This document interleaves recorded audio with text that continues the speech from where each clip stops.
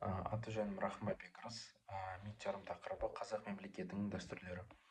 Негізі қазақ мемлекеті ғасырлар бойы дамып, ол оның қалыптасуы негізі үлкен тарихи үдеріс болып саналады.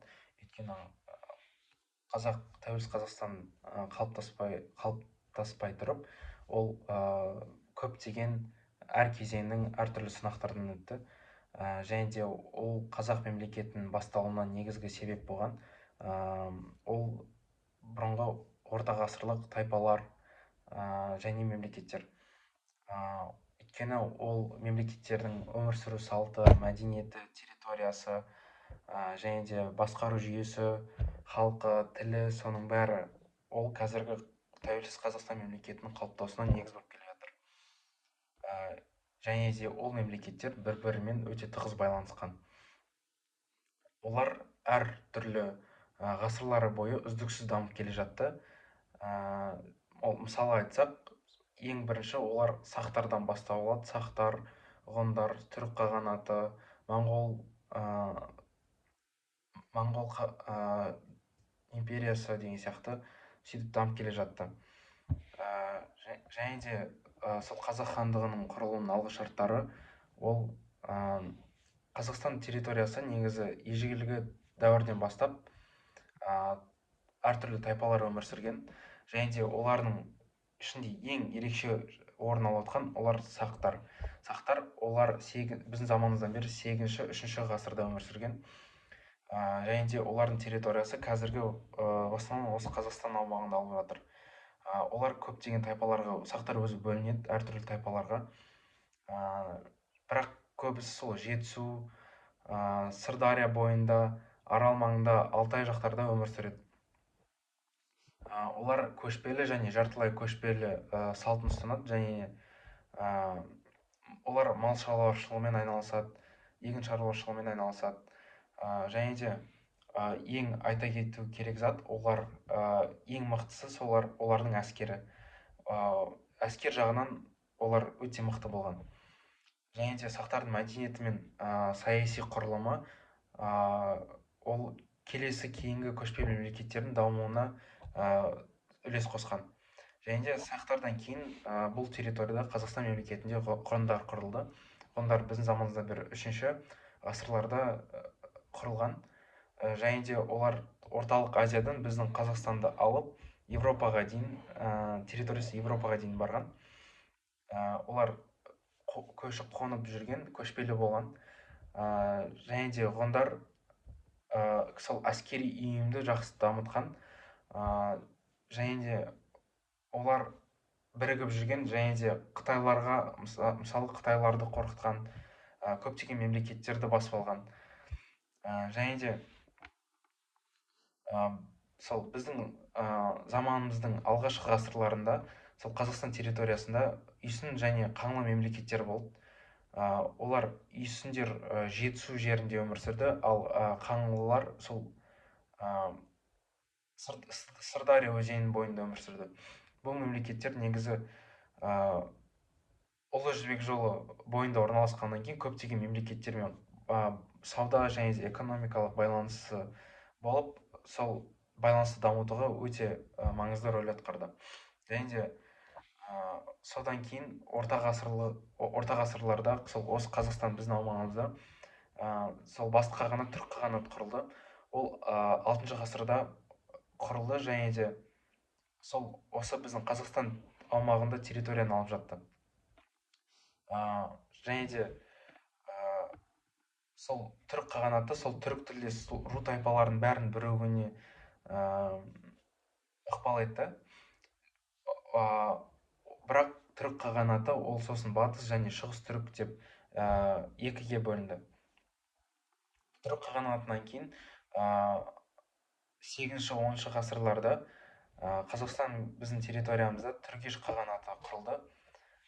Түргештен кейін Қарлық, Оғыз мемлекеттері біздің территориямызда өмір сүрді.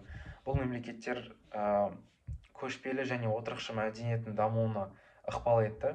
Сонымен қатар олар Ұлы Жібек жолы арқылы көптеген мемлекеттермен байланыс орнап отырды. Және де сол 8-ші ғасырлардан бастап сол территорияларда ислам діні тарай бастайды. Ислам дінін ең алғашқы халықаралық сол мемлекеттің тілі деп сол тілі деп сол Қарахан мемлекеті қабылдайды.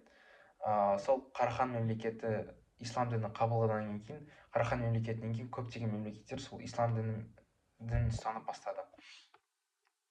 Ал Қарахан мемлекеті сонымен қатар қалалардың дамуына және де мәдениеттің өркендеуіне ықпал етеді. Кейін Қазақстанның аумағында Қыпшақ хандығы қалыптаса бастады.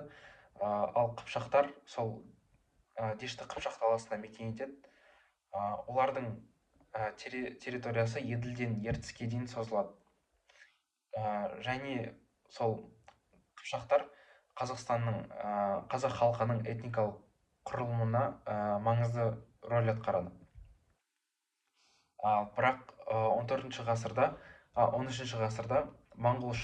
яғни моңғол шапқыншылығы басталғанда, сол Шыңғыс ханның жорықтары нәтижесінде сол Қазақстан территориясында өмір сүрген тайпалар сол моңғолдардың ішіне кіреді. Және де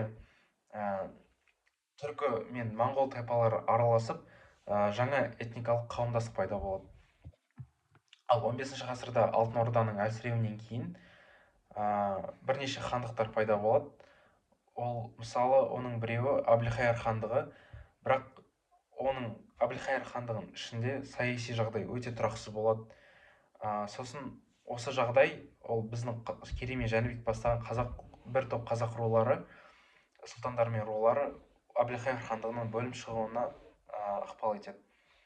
Ал қазақ хандығы құрылуы мен территориясының қалыптасуы туралы айта кетсек, сол 15 ғасырдың ортасында Керей мен Жәнібек бастаған сол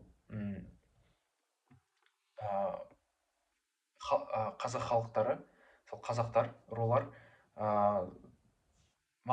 неге барып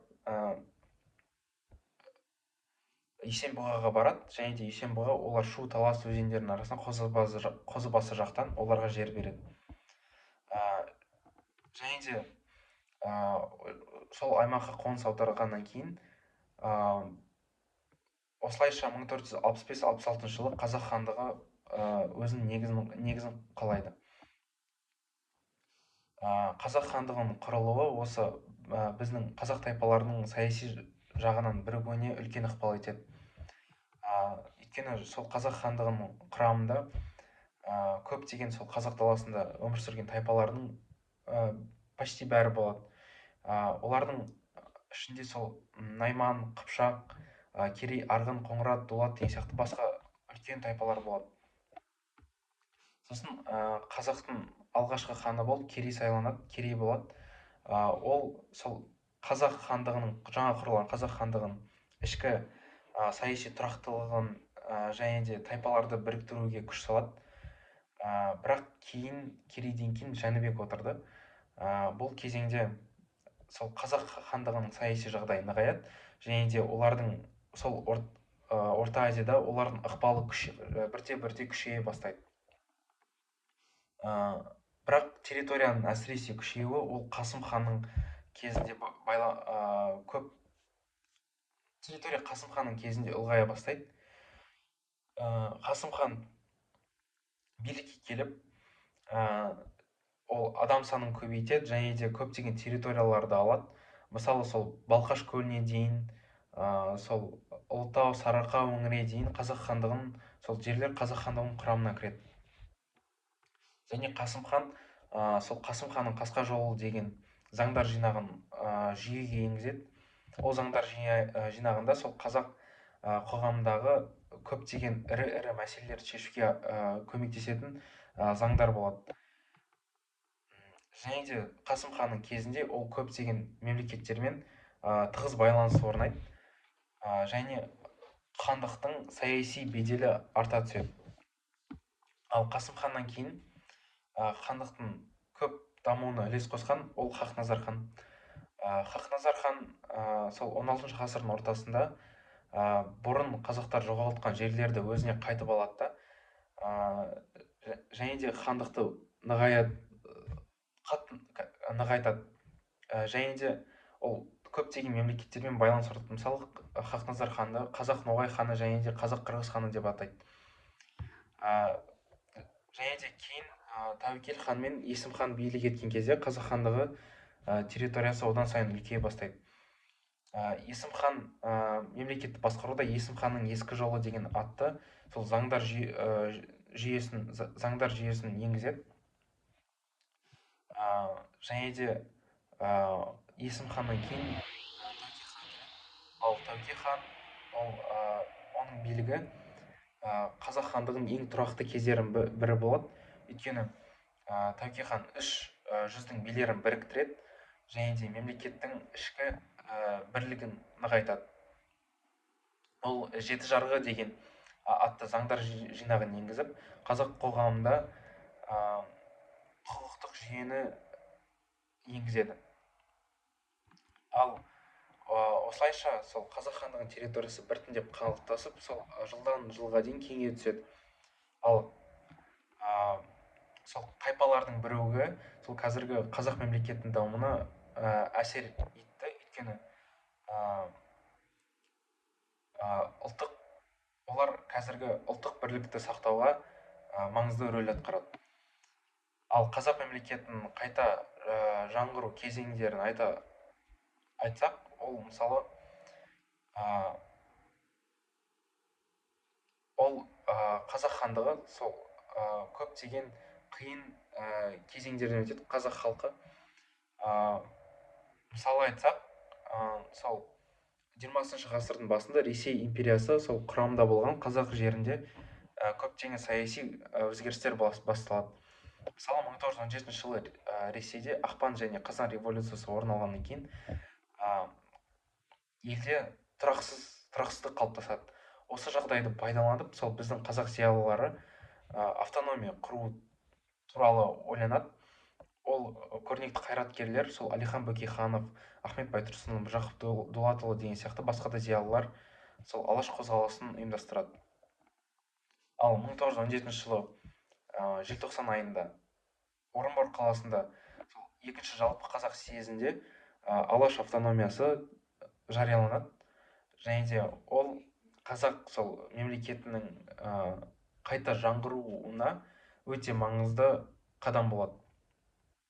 Ал сол алаш автономиясының негізгі мақсаты ол қазақ халқының саяси дербестігін қамтамасыз ету, ұлттық мәдениетті дамыту және де білімді, өнерді дамыту болған. Білімді дамыту және халықтың әлеуметтік жағдайын жақсарту болған.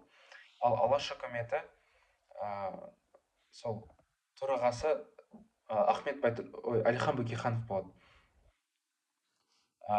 Сол бірақ әсіресе сол зиялылар негізі қазақ қоғамында әсіресе білім мен мәдениетті дамытуға олар ерекше көңіл бөледі. Олар көптеген мемлекеттер ашуға және де ғылымды дамытумен қазақ мемлекеттік тілін, яғни қазақ тілін сол көп қолдануға үлес қосады. Және де сол азамат соғысы мен кеңес үкіметінің күшеюі нәтижесінде алаш автономиясы ұзақ өмір сүре алмады. Өйткені сол көптеген тұрақсыз мәселелер болды. Және сол 1920 жылдары кеңес үкіметі, яғни Қазақстан территориясына жаңа саяси жүйе орнатады. Ал 1920 жылы сол автономия құлап, оның орнына сол қазақ АКСР құрылады. Сөйтіп, бұл республика Ресей кеңестік федератив социалист республиканың құрамына кіреді. Және де қазақ АКСР-дің құрылуы қазақ жерлерін бір әкімшілік бірлікте біріктіруге маңызды рөл атқарады. Бұған дейін қазақ жерлері әртүрлі аймақтарға бөлініп кеткен болатын, және де оларды басқару тұрақсыз болған. Содан кейін олар сол республиканың бір құрамына кіріп, сол қазақ территориясының қалыптасуына көптеген сол ол қазақ территориясының қалыптасуына негізгі қадам болады. Және 1936 жылы қазақ АКСР сол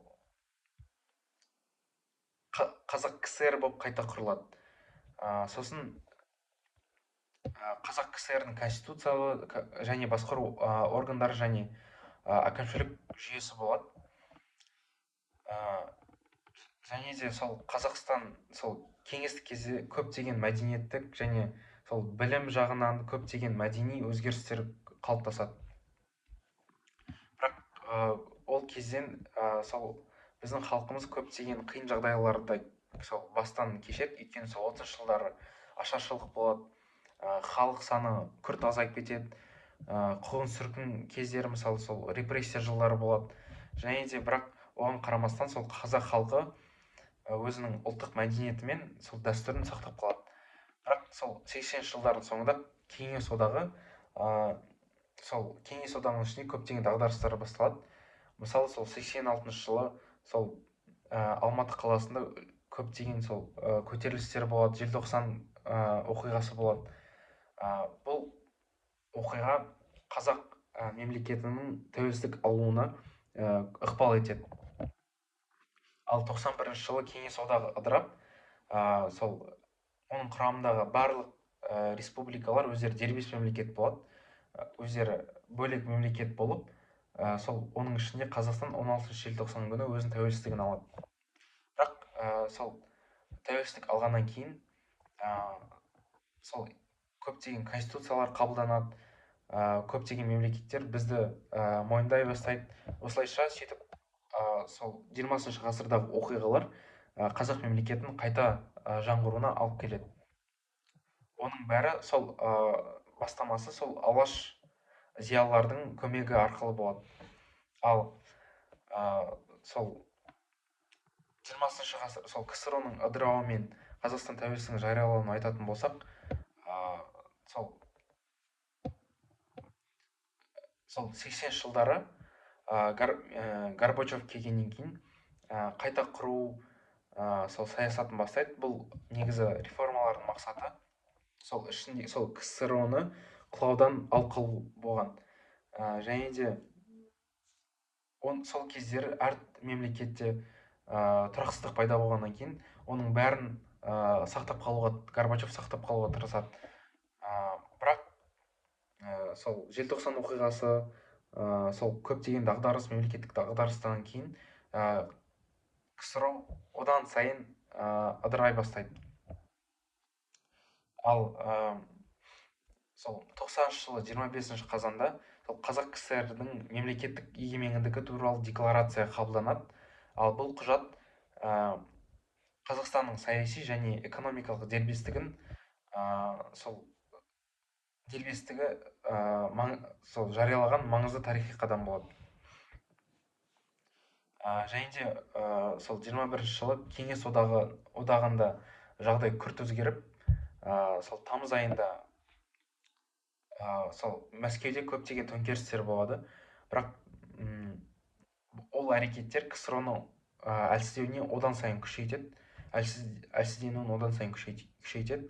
Және де республикалар бірден соң бір-бірден өзінің сол тәуелсіздігін жариялай бастайды.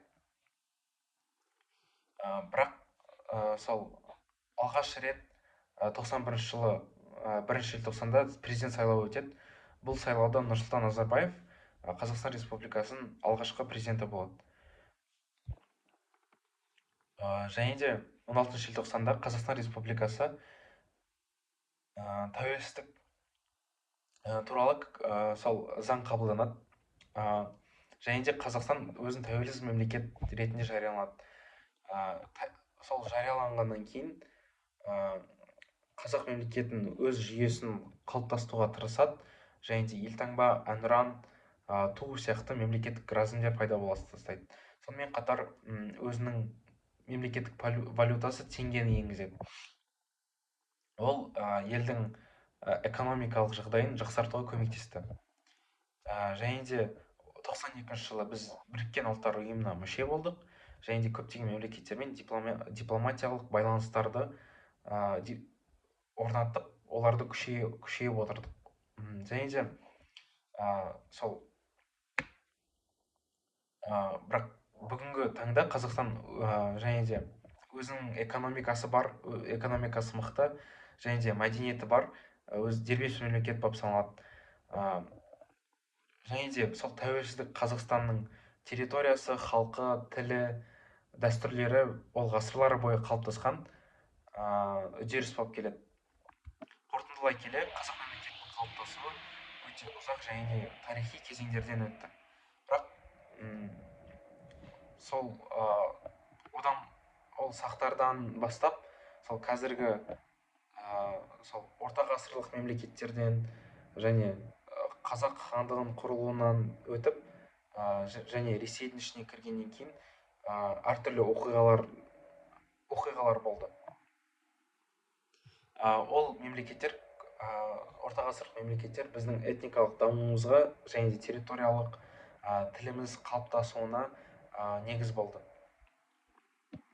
Және де сол қазақ хандығының құрылуы біздің сол қазақ тайпаларының бірігуіне және қазақ халқының ұлттық мемлекет ретінде қалыптасуына негіз болды. Және де сол 20 ғасырдың басында алаш қозғалысы қазақ мемлекетін қайта жаңғыртуға ұмтылды. Ал кейін қазақ АКСР мен қазақ КСР құрылып, қазақ жерлері сол республика құрамына біріктіріліп, өзінің ұлты бар және ұлтын және мәдениетін қалыптастыруға, дәстүрді сақтауға негіз болады. Ал 91 жылы кеңес одағы ыдырап, әлсірегеннен кейін Қазақстан өзінің тәуелсіздігін жариялап, дербес мемлекет ретінде қалыптаса бастайды. Және де бұл қазақ халқының ғасырлар бойы армандап келе жатқан және де сол армандап келе жатқан тәуелсіздікті алуға сол алған кезең болды. Ал бүгінгі Қазақстан сол ежелгі тайпалардан бастап қазақ хандығына дейін жалғасқан мемлекеттік дәстүрдің заңды жалғасы.